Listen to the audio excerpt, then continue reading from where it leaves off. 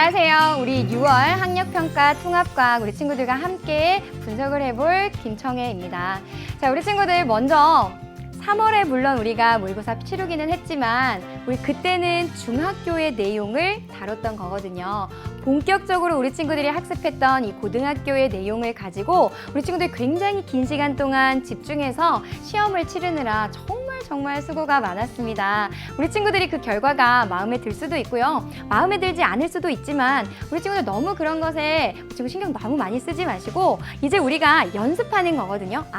고등학교에서 문제는 이렇게 나오는 거구나. 우리 친구들 감을 잡는 것만으로도 충분했다라고 보시면 돼요. 시험 끝나고 나서야 우리 친구들이요 이렇게 정말 많이 얘기하더라고요. 선생님, 저 못할 것 같아요. 선생님, 이거 가능한 거예요? 30분 동안 20문제를 푸는데요. 저 문제를 다 읽는 것도 너무 어려웠어요. 근데요, 선생님이 정말 단호하게 우리 친구들한테 얘기할 수 있습니다. 우리 친구들 아직 익숙하지 않아서 그렇고 아직 적응되지 않아서 그래요. 그런 문항에 적응하고 나면 우리 친구들 충분히 이제 선생님 저 못할 것 같아요. 선생님 저 불가능할 것 같아요. 절대로 그런 이야기 하지 않게 될 거예요. 우리 친구들 충분히 할 수 있고요. 앞으로도요 무궁무진하게 잘할 수 있습니다. 선생님이 우리 친구들 정말 의심하지 않고 우리 친구들 믿고 있으니까요. 우리 친구들도 스스로를 조금 믿으면서 앞으로 내가 조금 더 잘할 수 있다. 이런 마음으로 조금 이런 모의평가를 조금 분석을 해줬으면 좋겠습니다. 자, 그럼 본격적으로 우리 이 6월 통합과학이 어떻게 또 출제가 됐고 우리는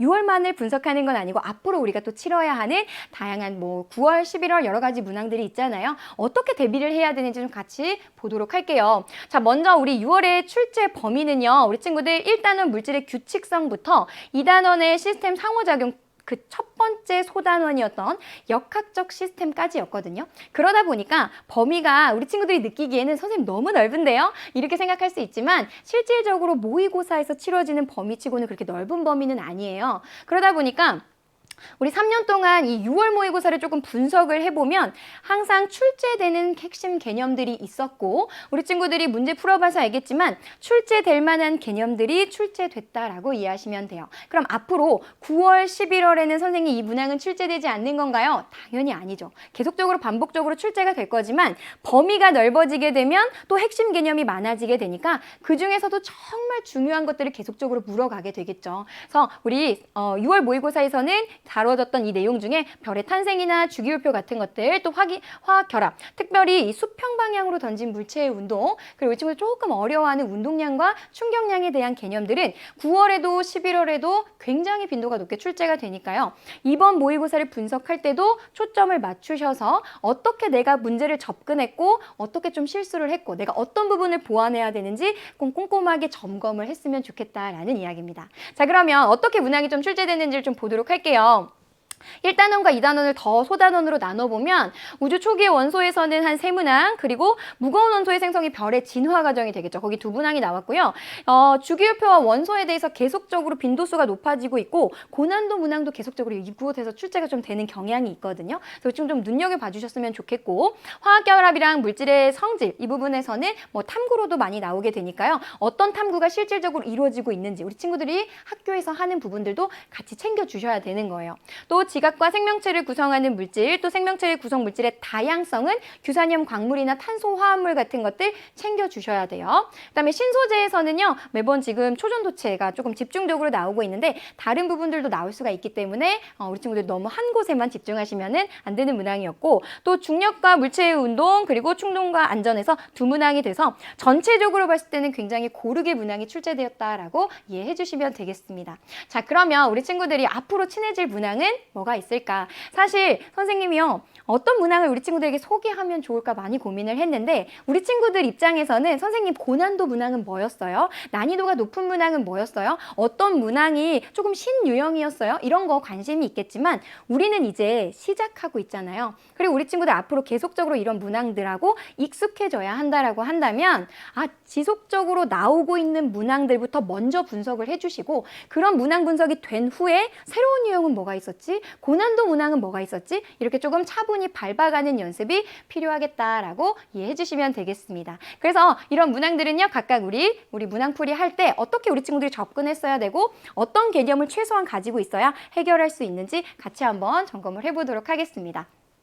자, 이렇게 되면 우리 친구들 이 2월 모의고사가요. 우리 친구들이 느끼기에는 선생님 다들 쉬웠다는데 저만 어렵대요. 이렇게 생각하는 친구들도 있고요. 다 어려웠다는데 선생님 저만 쉬웠대요. 역시 우리 친구들 자만할 필요도 없고요. 너무 그것 때문에 속상해할 필요도 없는 거예요. 많은 친구들이 선생님한테 이렇게 물어보더라고요. 선생님, 6월 모의고사 그래서 쉬웠어요? 어려웠어요? 근데 우리 친구들이 느끼는 그 체감 난이도가 정말 중요한 거예요. 나는 왜 이렇게 어렵지? 그렇다면 우리 친구들 빠르게 인정하고 이제부터 준비 시작하면 되는 거예요.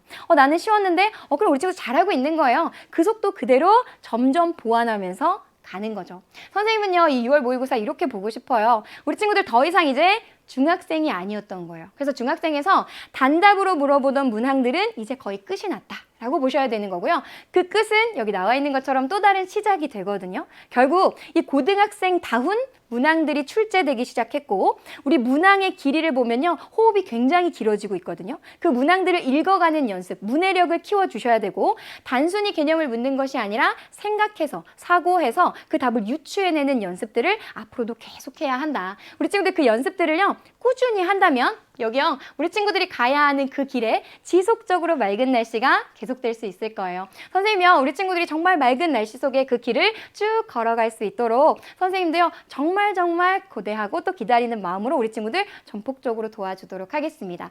자, 우리 친구들 어찌 되었든 이 긴 시간 시험을 보느라 너무너무 고생이 많았습니다. 너무너무 수고한 우리 친구들 스스로를 많이 격려하고요. 많이 스스로 칭찬했으면 좋겠습니다. 우리는 그러면 본 문제풀이에서 만나도록 하겠습니다.